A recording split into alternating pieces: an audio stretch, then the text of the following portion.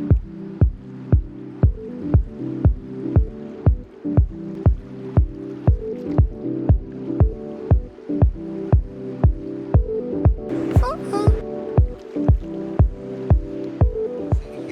coffee nerds, I'm Brodie and I'm currently at what's called Host Milano. So Host Milano is one of the biggest hospitality shows in the whole world.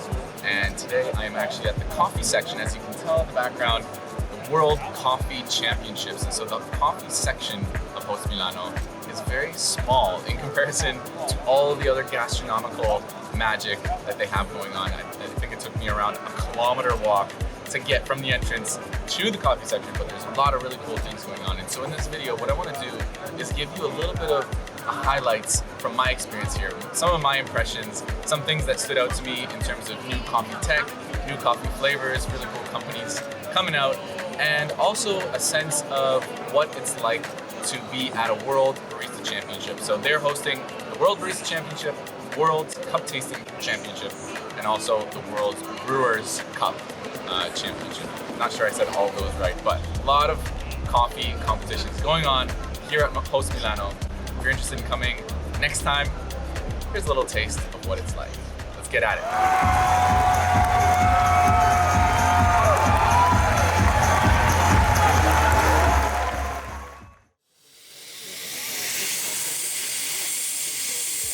San Remo espresso machines. We used to work on a red San Remo just like this one back in my cafe in Toronto, so I knew I had to pop by to check out what they've been up to.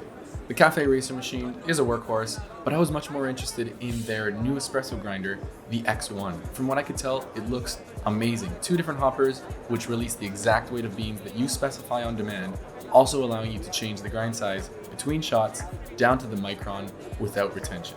The hoppers come right out, and there's also a chute for retail grind bypass, literally all in one.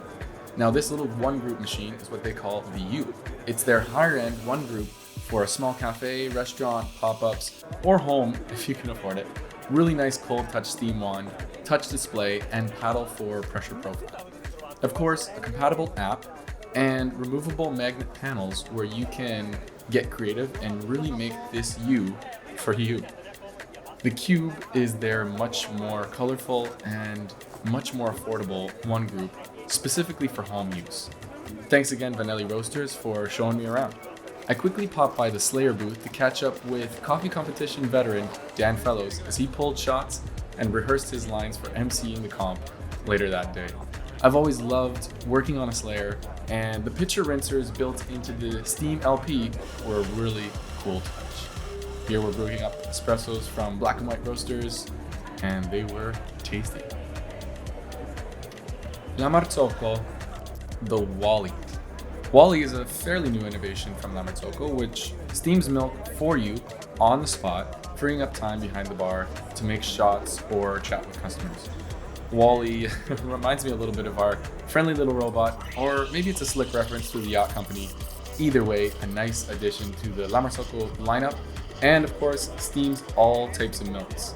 Here we have soy on the go, and unfortunately I didn't have time to try pouring it into any espressos, but if anyone watching this has tried it on bar, let us know in the comments how it went. I am really curious to see how it stands up to typical milk steaming. Nice little pour over bar with a bunch of great coffees. Of course, good enough to be on its own. Well, that's how I like it anyways.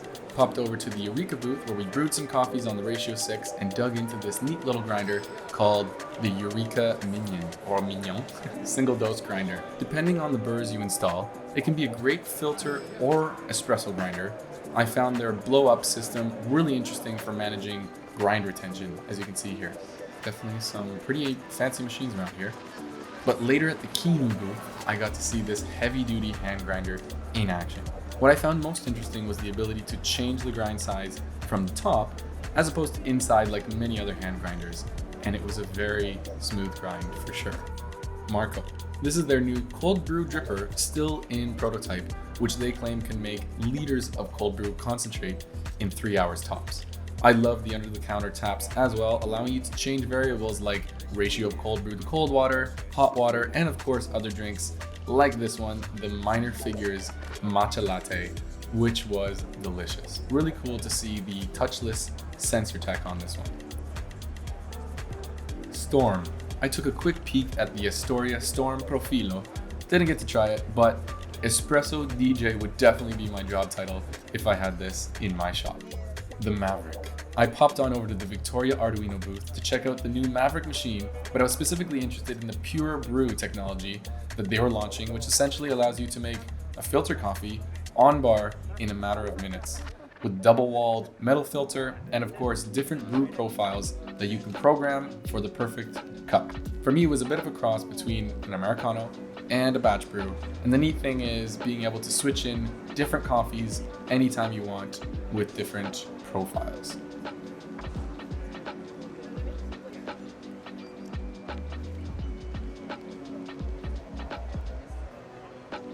Espresso Pods. If any of you have an espresso compatible brewer at home and want the option of super high-end cup of excellence coffees like this one, the Panama Esmeralda, this could definitely be interesting for you.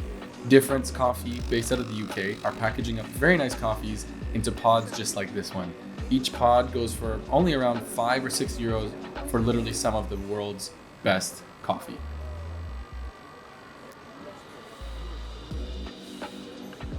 Wow. I wonder how many latte hearts you can make on this thing, Tritan. That's a challenge.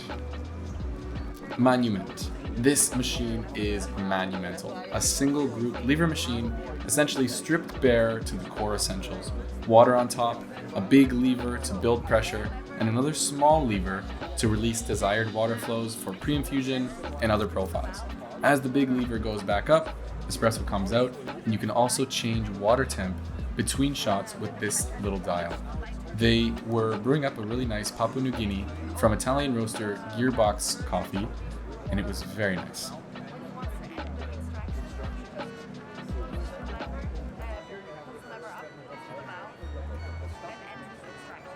And here's Ply Passaraj, Canadian Brewers Cup champion, making a few filter coffees on the pre-release plastic origami brewers, which he used in competition. If you like this new design, let me know by hitting this video a quick like, and thanks for the coffee, Ply. It was amazing. So there we have it.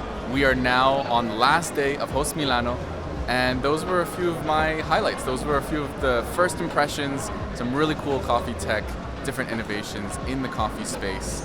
And I'm sure I did not cover everything. This place is absolutely huge. There are a lot of different companies doing some really cool stuff, but it also happens to be the last day of the World Coffee Championships. So in a very short time, we're going to be hearing the results. Who's going to be holding the title of the World Barista Champion, as well as Brewers Cup Champion and Cup Tasters Champion. So a lot of great events happening right behind us, and let's wrap this video up with a bit of footage from the competition and of course the winners, which I still don't know yet. So see you around, hope you enjoy, and hope you can come make it out to Host Milano or one of the world coffee events in the future. This is Martin Shabaya from Kenya, the first competitor to represent an African country in the Barista Championship finals. So huge congrats here. And of course, huge congrats to all other finalists who trained for months, maybe even years to get to this point. Basically, in the Barista Championships, you have 15 minutes to present your best routine and coffees to the judges, an espresso course, cappuccino course, and your signature coffee drink. Over to the Brewers Cup, essentially competitors have 10 minutes to brew and present their best filter coffees to the judges. Again, we had Ply representing Canada in the final round, and the whole Canadian crew cheering him on. Now, the Cup Tasters Finals is really fun to watch. If you ever get a chance, I highly recommend it. Competitors have 8 sets of 3 cups to taste. That's a lot of tasting. They're being timed to choose the odd coffee out of each set, and whoever gets the most correct in the shortest amount of time wins. Australia, please lift set number 8! Correct!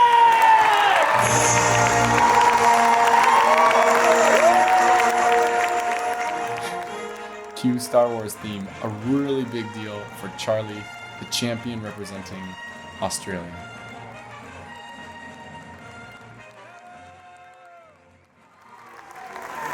which means our 2021 World Brewers Cup champion is Matt Whitson from Switzerland!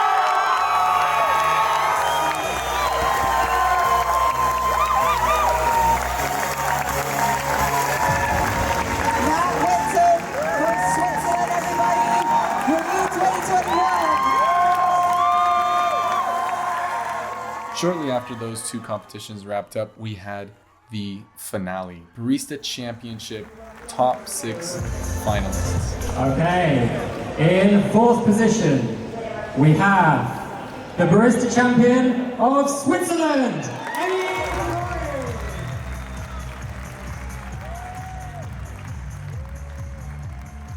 I'm now going to announce the second place. So, we must all give this competitor the massive respect they deserve for finishing in second position. So, to reiterate, in second place, we have the Barista Champion of the United States of America,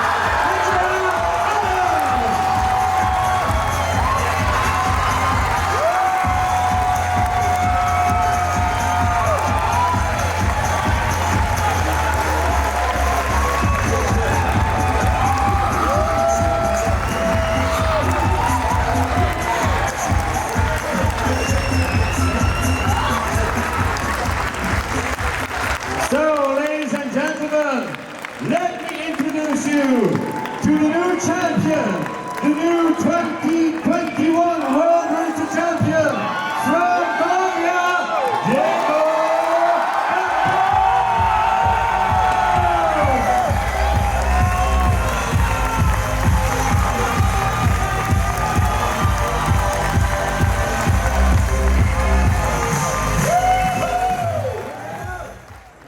He's a Canadian influencer. Oh, yeah. I influence people to go to Canada.